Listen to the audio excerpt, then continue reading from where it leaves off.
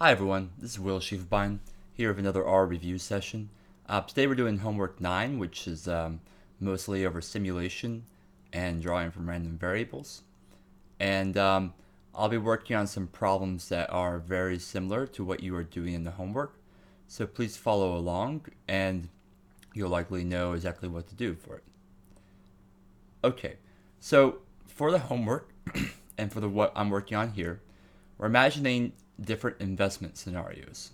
And so in these scenarios, not everything is known. In fact, there's a lot of randomness associated with it, with what could happen. And so the idea of simulation is that we're able to run through scenarios and say, like, maybe this happens, maybe this happens. And by replicating it many times, we can actually solve the problem. Okay, so what do I mean exactly? Well, let's start off with some basic functions. So we all know what a normal distribution is at this point, I hope. And so one idea is to just draw from a random distribution. And so to draw from a random normal distribution, we use the RNorm function. Okay, so what this does is if I use RNorm, and I just want one number, that's what that in means, and I want to draw it with mean 1 and standard deviation, I don't know, 0.5. I just put in those parameters and you'll see it'll come out with a value. And this is a random number, so I won't be able to get that exact same number again. If I ran the same function, I get a different number. Again, again, again. This is simulating from a normal distribution with the parameters that you tell it, mean and standard deviation. Now you don't have to do just normal distribution. You can also do a gamma distribution, for example. So what is R gamma? And so you can see that R gamma, it has a couple of different parameters that you probably don't know as well. So shape and rate. So let's say I want an R gamma and I want one value, give it a shape of 4, a rate of 1 over a million, it'll give me a value. If I wanted to produce a multiple at once to get a vector, I could just put in a different number for n. This will give me 10 values from the gamma distribution. Okay, so let's give them a little more thorough problem. Let's say we have an investment that gives 10% return with 5% standard deviation. Okay, so you already know just from the probabilities of a random distribution what the average expected value is. It's just that's 10% return because you can go up or down by 5%. But let's kind of show how this goes. We can just do an RNorm. We just want one number, and we're saying a 10% return. So I'm going to say it's going to multiply my investment by 1.1 and 5% standard deviation. So that's a standard deviation of 0.05. 0.05. Careful with the decimal points there. Okay, so if I run that as this, it's just going to give me some values about what, could be the value.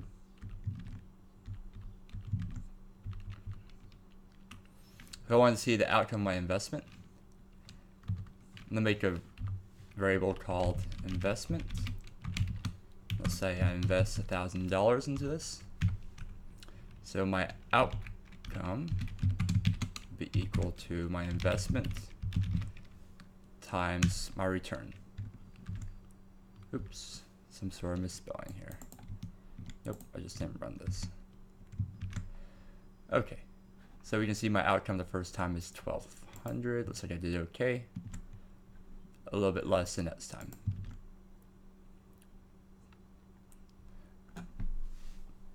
Okay, so you're able to run this once, but to get a real good picture of what's going on, we're probably going to do a replication.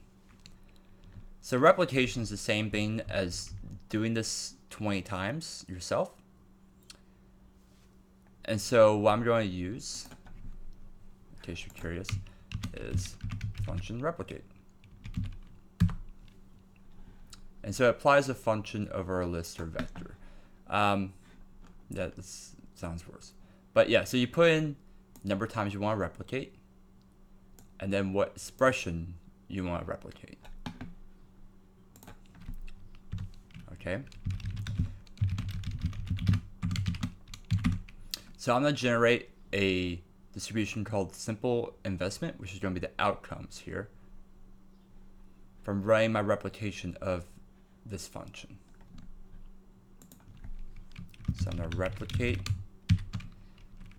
Just give a number here. It needs to be somewhat big, but not so huge that you're going to be spending all day watching it. So I'm going to do, I'll do 5,000. Okay. So that's the number of times I want to run this replication. And then what do I want to see replicated? I want to see this thing replicated 5,000 times. Okay. So if I run that, it just ran this function 5,000 times, recorded each of them, and put it into a vector called simple investment. So if I look at the head of simple investment, we see here a few values you got. First time we got 1,100, second time about 1,060, 1,060, 1,040. And so it's all the different times you've seen it. And so we have 5,000 of these values. You can see the length of it.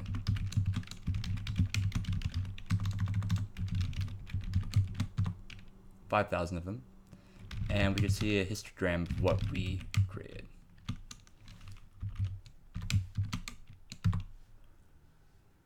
Okay, and so it looks like a normal distribution as you imagine.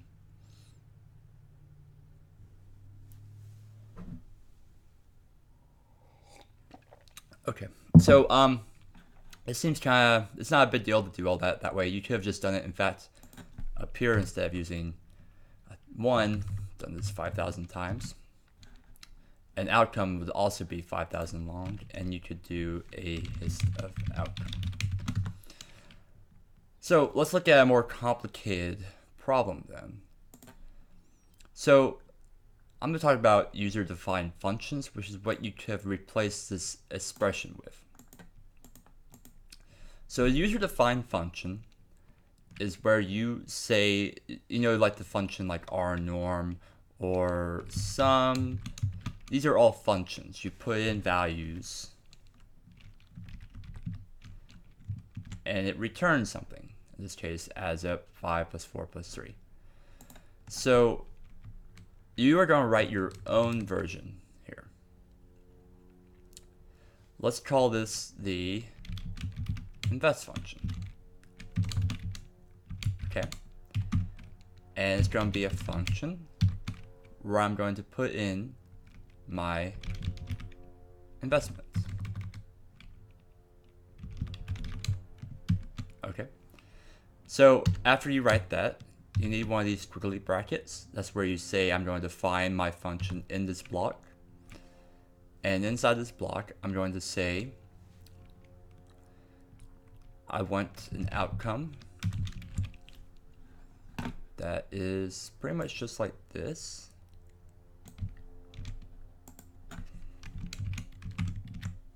Investment times, so I match up with this, random normal. I'm gonna make this just one time. And then return the outcome. Okay. Once you run this block of code, you now have a function where you can called invest function. And if I don't do anything, it'll just say what the function is. It needs the brackets.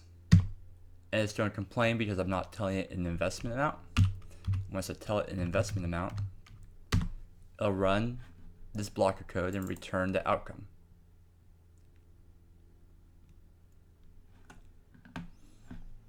Okay, so you do that so that way when you do the replicate function,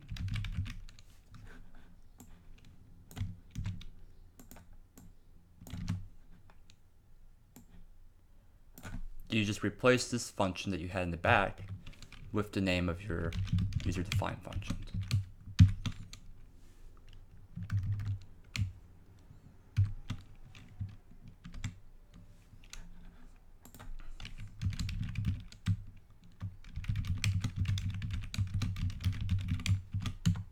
And we can see it worked with mean around 1.1 times 5,000, so 5,500. So this distribution is giving you a string of values that came out there. You can always plug in, figure out your mean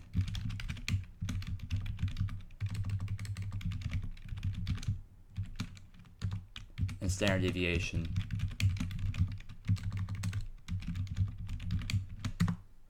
from that. Okay, so we created that user-defined function to kind of show, and we're going to do a little bit tougher one here.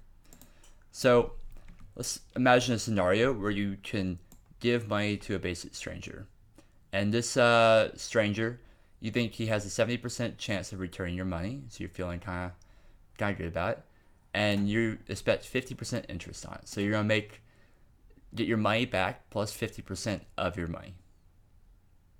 Okay? But there's also a 30% chance you just never see this guy again and you lose your money. Okay, so I'm going to call this my stranger function. This will be a function where I give my function my investment amount. Okay, so whenever you're writing these functions about scenarios, I imagine you just do things kind of consecutively in your mind. Okay. So first, you give him your investment, and you think there's a 70% chance he's going to return your money. So I'm going to right away assume that I'm getting my money back. Okay, so my return, I'll say my revenue is going to be equal to my investment times 1.5, because I'm getting my investment back plus 50% interest. And I want to give it a 30% chance this guy just runs off with my money. So one of the distributions you can also draw from is the random uniform, RUNF.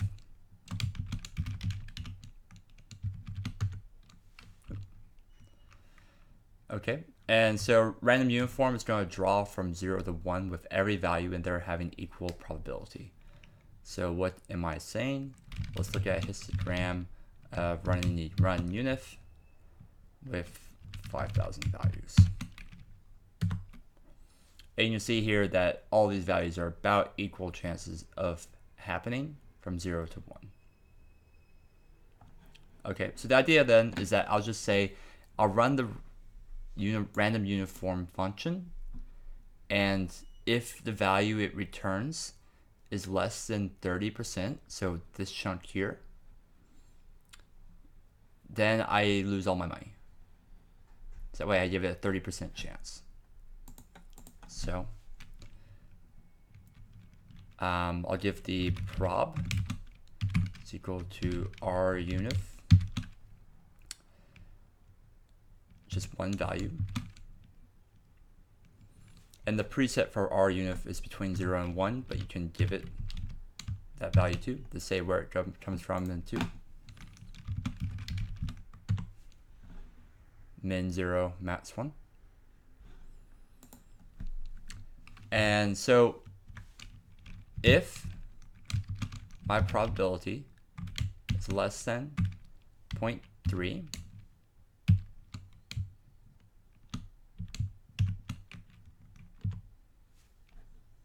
then my revenue is going to be equal to 0. I lose all my money. Close the if statement.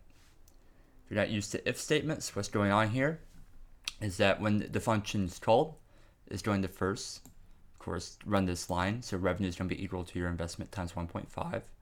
It's going to draw from a random uniform a value between 0 and 1. It's going to call that the probability. And it says if that probability you drew is less than a value 0.3, then revenue is going to be set to 0. The stranger ran off, you're never seeing that money again. If this line doesn't run, the revenue will still be what you put in, investment times 1.5. So finally, we need to tell it to return my revenue. Okay. So I'm going to run this block. And now you should see a new function called stranger. And so stranger, if I put in, give that stranger $100, this time he gave it back. This time he gave it back. This time he gave it back. This time he ran off of it, never saw it again. Okay. So that's what the random uniform does. I mean, that's what the stranger function should be. And we can replicate this just like everything else. You can see why I'm telling you to write these functions. This would be kind of difficult to write all in that little chunk right there. So I'm going to call this stranger invest replicate 5,000 times the function stranger with an investment of $5,000. And when I run this, I'm going to get a new string called stranger invest, and we can look at a histogram of it.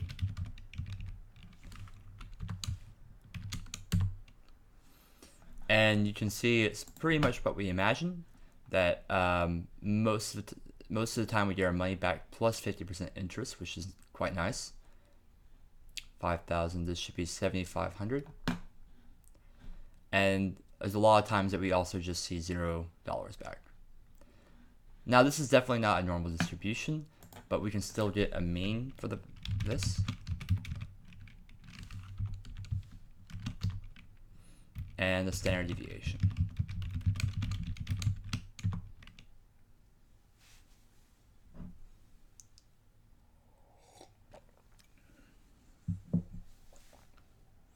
Okay. Well, so that covers a little bit more complicated simulation here, where we give it a chance of not returning money at all. So the trick is definitely just writing these functions to do it in a concise way that makes sense and does what you want to do. So let's do one more function, and then we'll call it a day, where let's say you have a friend and he grows strawberries in his garden. Lots of strawberries. He's a big time gardener, and but he actually doesn't like strawberries. He just likes growing them for some reason. So he says he has way too many strawberries, and you eat all the strawberries you want to, but he offers to sell you some for $4 a pound. So that's a pretty good price on strawberries. So you think you can sell them somewhere between $7 and $10 per pound at some farmer's market, maybe the one that's on campus sometimes. And he has a supply. I mean, you don't know how many strawberries you're going to have, but you think there's going to be a supply of about gamma and a rate of 1/100. And you think demand is somewhere like a gamma 4 with rate 1/200. I don't know where you got these numbers from, but you just feel like they're somewhat decent. So we can see, in fact, what these rates kind of look like if you do a histogram of them. So we're going to pull from a gamma distribution, which don't worry too much about what a gamma distribution is. It's kind of nice in the fact that it doesn't go to values less than 0, which makes sense that you can't have negative strawberries or negative demand. And it has kind of a mean that you say, and then it kind of makes a shape. Here, I'll show you. So we're going to make 5,000 values from a gamma distribution with shape 4 and rate 1/200. So if I run that, you can see that there's no values less than 0. It can go up to, I forget how the values go. Yeah, so this would be kind of the shape of the values can take. If you extend the rate, I think it just widens it, so it goes out further now. And the shape parameter changes how fast it goes up and down. That's not a good comparison. Yeah.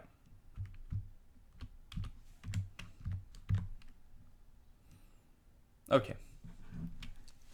So, that's what the gamma distribution is. So let's write this function now. So I'm going to call this strawberries. Or strawberry. And it's going to be a function where I tell it my investment amount. Squiggly bracket. Now, okay. So what goes on? First, we figure out how many strawberries he has. So I'm going to figure out what the supply is. And I'm going to draw it from a gamma. Draw just one number from a gamma with shape 4 and rate 1/100. Just following this information here. So make sure I'm getting the parameters right. If we pull from R gamma, we see that you pull one number for shape 4 and rate 1/100. Cool. So once we have that supply, and you can run these in here so you can see what you're doing. We have our supply, which just tastes 385 strawberries. Don't worry about the decimals, it's close enough. About 385 strawberries, and so I'm going to buy them from him for $4 a pound, just so long as I have invested enough money in there to buy it. So I'll say this is my stock, number of strawberries I buy. It's going to be either how many my investment divided by 4, right? That would be if I can buy all his strawberries, that would be if I buy all the strawberries that my money can buy, and there's still some supply. Alternatively, he could run out of supply. So I'm going to choose between the minimum of these two. Okay, so that might have been a little bit different for you guys, but so if the supply is a smaller value, that's going to be my stock. If my supply is limited by my investment, it's going to be limited by this. So it's going to be the minimum of these two values. Okay, so that's going to be my stock, right? Now, how many do I sell? I'm going to sell, again, whichever one comes first, my stock or demand. We'll figure out demand first in a separate line. Demand, which is also a gamma distribution with one number, shape 4, and rate 1/200. Let's sell the minimum of my stock and demand. So that's going to be the number of strawberry pounds I sell.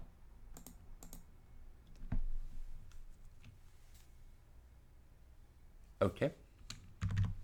So my revenue is going to be equal to the number I sell times the price. Now what's the price? The price is also a random number, which is randomly uniform between $7 and $10. If you don't list kind of a distribution and you say sell somewhere between $7 and $10, let's just assume it's some price between there, with all prices there being equal distribution. So one number, minimum 7, max 10. If you need a reminder, RUnif, how many numbers you want, the minimum number it can respond with, and the max number. So between 7 and 10. So I'm going to get number I sell for times the price. And this will be my revenue from selling strawberries at the market. And I'm not quite ready to return the revenue, because if you think about it, what if I sold out my friend? He ran out of his supply. So then I still have some of that investment money. It doesn't just disappear. So I need to add my investment money minus the number of strawberries I bought, the money I spent on strawberries.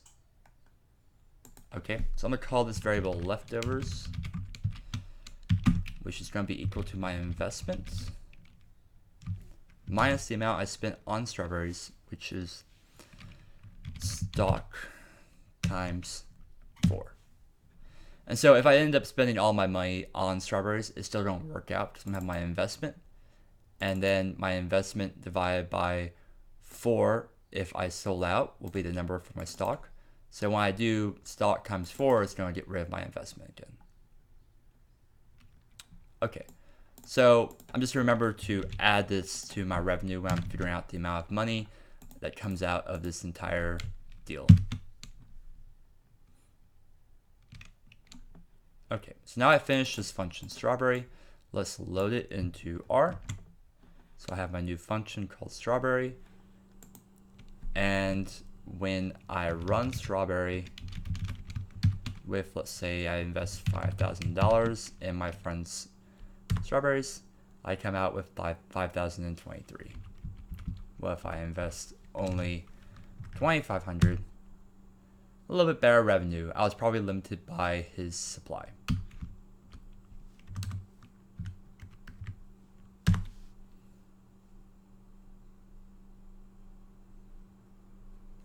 Okay, so I just wrote my function there. So again, I can just go ahead and replicate that. Hope y'all remember that. Function strawberry invest.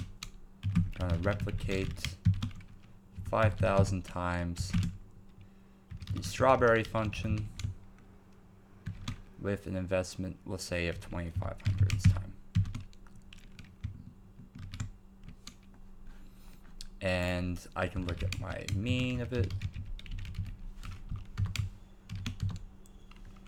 and my standard deviation. But better picture is just going to be from the histogram. So hist strawberry invest. And we can see it's a little bit weirder function.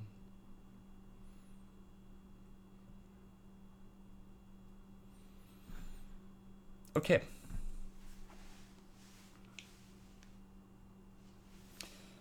So, a great thing with this, the reason why it's so nice to write all these functions is because then let's say we want to do a portfolio. Let's say we have total invest. It's going to be, let's give ourselves $100,000. Okay. Now we could replicate doing all these functions. So I'm going to call this my total portfolio. And let's replicate 5,000 times. Let's say I have, okay, so we have multiple functions here. We have a simple investment function plus my stranger function.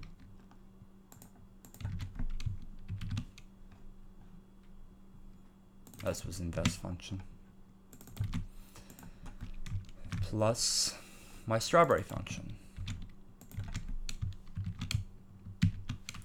And let's put in some money here. So how much do we want to put in here? Let's give the stranger only $5,000 of our money. Don't trust them too much. I'm going to invest here. Let's say 60,000. 2, 3, 4, 5, 6. Okay, we're at 65,000. So then in my strawberry, I have to give my friend 35,000. Right? Well, I know he doesn't have that many strawberries, so let's adjust this. Let's do this like 5,000 and give the stranger more. Okay. So whatever, let's run that. And then we can look at a histogram of our total portfolio, since I can't spell. And we can see a pretty huge change in distribution.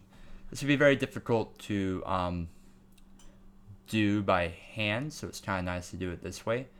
And we can see that it's kind of a huge chunk because giving that stranger so much money is kind of gives you a bimodal distribution, if you remember that term, where we have two distributions split. If we look at the mean of polio and the standard deviation.